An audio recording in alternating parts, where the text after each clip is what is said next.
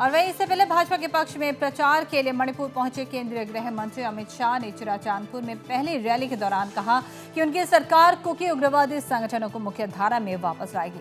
असम में बोडो उग्रवादी संगठनों को जैसे मुख्यधारा में लाया गया, उसी तरह कुकी उग्रवादी संगठनों को भी मुख्यधारा में वापस लाया जाएगा। उन्होंने राज्यवासियों से भाजपा को एक और मौका देने की अपील करते हुए कहा कि भाजपा के शासन में एक भी युवा हथियार न उठाए, सरकार ये सुनिश्चित करेगी।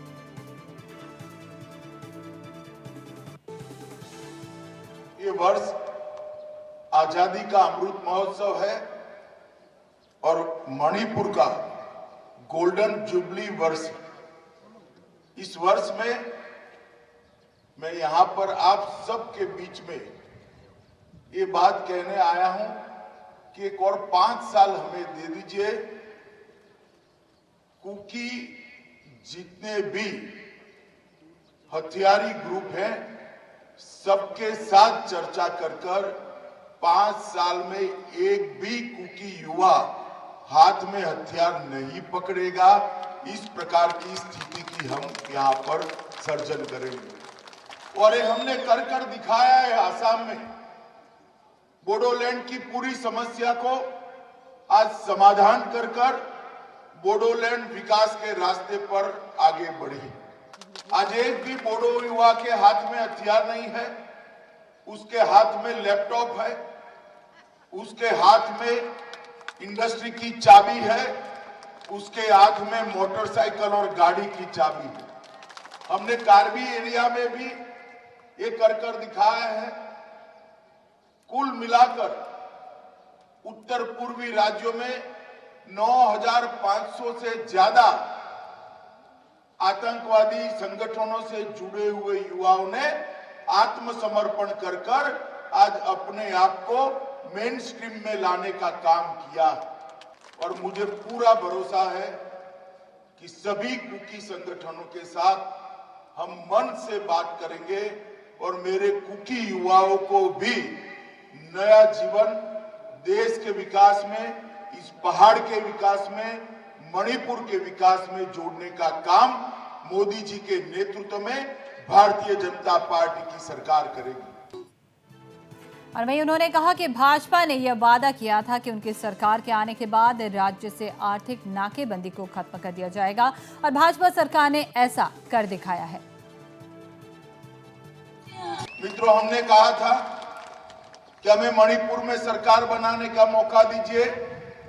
हम मणिपुर को ब्लॉकेड और बंद से मुक्त करेंगे। आज मैं बड़ी खुशी के साथ, गर्व के साथ कहता हूं, बीरेन सिंह ने मणिपुर को बंद और ब्लॉकेड से रास्ते से हटाकर शांति और विकास के रास्ते पर ले जाने का काम किया है। मित्रों, ब्लॉकेड निर्भर मणिपुर को बीरेन सिंह जी ने आत्मनिर्भर मणिपुर बनाने की दिशा में अच्छे प्रयास, सफल प्रयास किए। और वहीं शाह ने कांग्रेस पर निशाना साधते हुए कहा कि कांग्रेस के कार्यकाल में मणिपुर उग्रवाद, घुसपैठ, ब्लॉकेड, ड्रग्स, हथियारों की तस्करी आदि के लिए जाना जाता था, लेकिन आज मणिपुर की तस्वीर बदल चुकी है। मित्रों, कांग्रेस के शासन में चाहे पहाड़ हो, चाहे मैदान हो, मणिपुर उग्रवाद, घुसपैठ, ब्लॉकेड, ड्रग, आर्म ट्रैफिकिंग, भ्रष्टाचार और अंदर के झगड़ों से जाना जाता था। और आज भारतीय जनता पार्टी के शासन में उग्रवाद, घुसपैठ, ब्लॉकेड, ड्रग, आर्म ट्रैफिकिंग की जगह विकास, कनेक्टिविटी, इंफ्रास्ट्रक्चर, स्पोर्ट्स, इंडस्ट्री और हेल्थ सुविधाओं से मणिपुर को जाना जाता है। कांग्रेस के राज्य में 3 आई हुआ करते थे: इंस्टेबिलिटी, इंसर्जेंसी और इनइक्वलिटी। भारतीय जनता पार्टी के राज्य में 3 आई है: इनोवेशन, इंफ्रास्ट्रक्चर और इंटीग्रेशन। और वहीं इनर लाइन परमिट व्यवस्था का भी जिक्र करते हुए अमित शाह ने कहा कि आईएलपी की मांग मणिपुर के लोगों की लंबित मांग थी, जिसे प्रधानमंत्री नरेंद्र मोदी ने जनता को उपहार स्वरूप दिया है। इनर लाइन परमिट की मांग बहुत लंबे समय से मणिपुर कर रहा था। मोदी जी ने मणिपुर की इनर लाइन परमिट की मांग को समाप्त कर इनर लाइन परमिट की गिफ्ट देने का काम किया है। और वहीं केंद्रीय गृह मंत्री ने इस दौरान राज्य के मुख्यमंत्री एन बीरेन्द्र सिंह की भी काफी तारीफ की। बीरेन्द्र सिंह फुटबॉल के खिलाड़ी रहे हैं, वो गोल करना भी जानते हैं और गोल बचाना भी जानते हैं।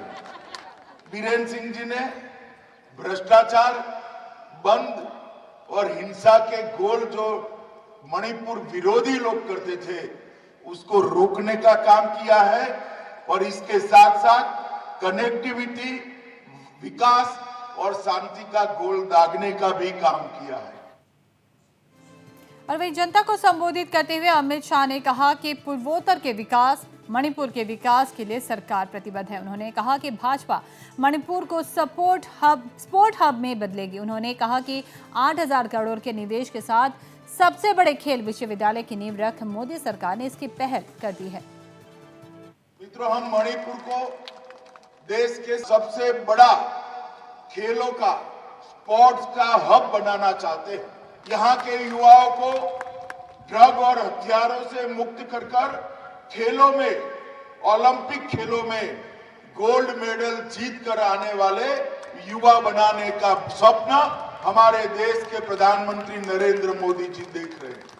325